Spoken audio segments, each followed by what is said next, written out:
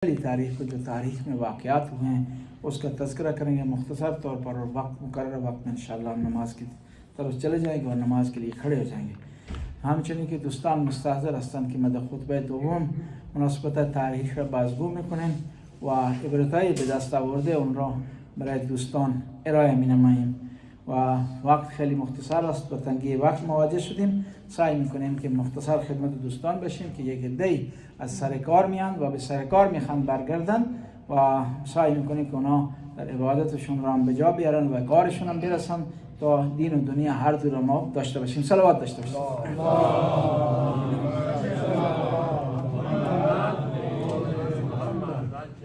در اول ماه صفر 3 نفر اسلام آوردن، دسته تاریخ هم نوشتن 3 نفر مسلمان شدن و در این بحث است که آیا اسلامشون حقیقی بوده نه یه چیز جدایی هستش و ظاهرا مسلمان شدن.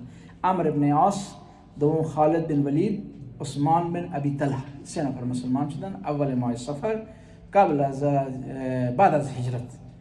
و عمرو عاص هم شما میدونید که این یکی از مشاوران معاویه بود در شام و خیلی از وقایع به این ربط داره.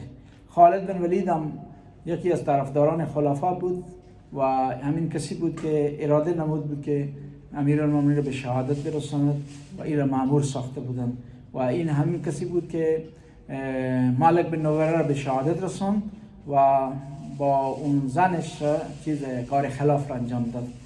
و همچنین جنگ صفین به وقوع پیوسته در اول ماه صفر و همچنین اسرای کربلا وارد شام شدند. جو سفر کے مہینے میں واقعات پیش ہیں ان کا مختصر خلاصہ آپ کی خدمت پیش کریں گے. تو یکم سفر کو ہجرت کے بعد کے جو واقعات ہیں ان میں سے ایک واقعہ یہ ہے کہ 3 آدمی مسلمان ہیں ظاہری طور پر، جن میں عمرو عاص ہے، خالد بن ولید ہے، عثمان بن ابی طلحہ ہے. اور اسی یکم سفر کو جنگ صفین کا آغاز ہوا ہے. اسی یکم سفر کو اسرائے کربلا یہ انٹر ہوئے ہیں شام میں. اور اسی یکم سفر کے واقعات میں سے ہے کہ جو امام زین العابدین نے خطبہ دیا ہے دربار شاہ میں، مشہور معروف ہوتا ہے خطبہ ہے جس میں امام نے اپنا تعارف کروایا ہے. اور اس کے داستان کچھ اس طرح ہے کہ جب قافلہ لٹا ہوا اسرا کا دربار شام میں پہنچا ہے تو یزید ملعون نے ایک کرائے کے مولوی کو کہا کہ تو اسٹیج پر جا اور بنی امیہ کی تعریف کر اور بنی ہاشم کے خلاف، اہل بیت کے خلاف بول. تو اس نے بولنا شروع کیا. تو جب اس کی تقریر ختم ہوئی تو امام زین العابدین نے ارشاد فرمایا کہ اے یزید، اگر مجھے اجازت ہو تو میں لکڑیوں پر چڑھ کر کے وہ چیز بیان کروں جو اللہ اور اس کے رسول کو پسند ہے. تو کہتے ہیں کہ یزید اجازت نہیں دینا چاہتا تھا، لیکن دربار میں کچھ لوگ موجود تھے. انہوں نے کہا کہ نہیں، یہ تو اجازت دو بولنے کی، کیونکہ یہ ابھی مجبور ہے. اس کے ہاتھوں میں ہتھکڑیاں ہیں، پاؤں میں بیڑیاں ہیں، اس کی کمر جھکی ہوئی ہے، اس کے خاندان کے لوگ شہید ہو گئے ہیں اور اس کی خواتین اس کے ساتھ کھڑی ہیں، کیا بولے گا؟ بولنے دیں. کہتے ہیں کہ جب امام نے بولنا شروع کیا تو اس نے کہا کہ امام نے اپنا تعارف کرا، انا ابن المکہ والمنہ، کہ میں مکہ اور منع کا بیٹا ہوں، میں رسول اللہ کا فرزند ہوں، اس رسول اللہ کے جو قاب قوسین تک کے وہ ادنا فدنا فتدلہ. تو یہاں تک بیان شروع کیا. جب فضائل امام نے شروع کیے نا، پھر مصائب پر جب آئے نا تو یزید نے فوراً وہاں پر اذان دلوائی.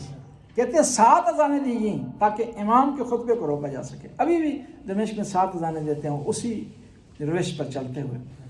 تو جب محمد رسول اللہ پر بات پہنچی نا، اشہد ان محمد رسول اللہ، صلوات تو وہاں پر امام نے ارشاد فرمایا کہ رک جاؤ. صحیح کہ تم کہہ رہے ہو کہ ہمیں فتح حاصل ہوگی، آپ کو شکست ہوگی. نہیں، ہم فتح ہمیں حاصل ہوگی.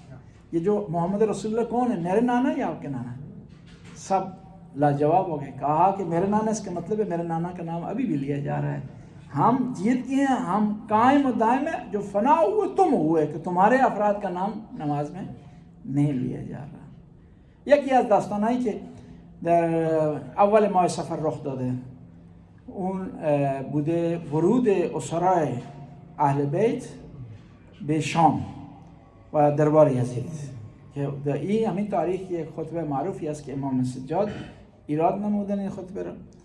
میگن که موقعی که اسرا وارد دربار شدن، یزید به خطیب خودش به مولوی خودش دستور داد که سخنرانی بپردازه و از سجایای این بنی امیه بگه و فضایل ساختگی اونا را بازگو کند که این موقعی که سخنرانیش به اتمام رسید امام زین العابدین گفتن اگه اجازه باشد من بالای چوبا برم و یک چیزی بگم که در رضای خدا باشد، در راه خدا باشد و برای جلب رضایت خدا باشد.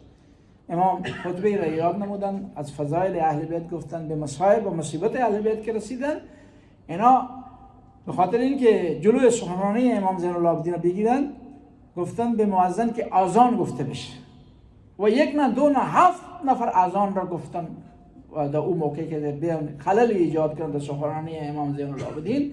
موقعی که مؤذن رسید به اشهد ان محمد رسول الله، امام زین العابدین فرمودند که یک کم درنگ کنید، توقف کنید و توقف که صورت گرفت.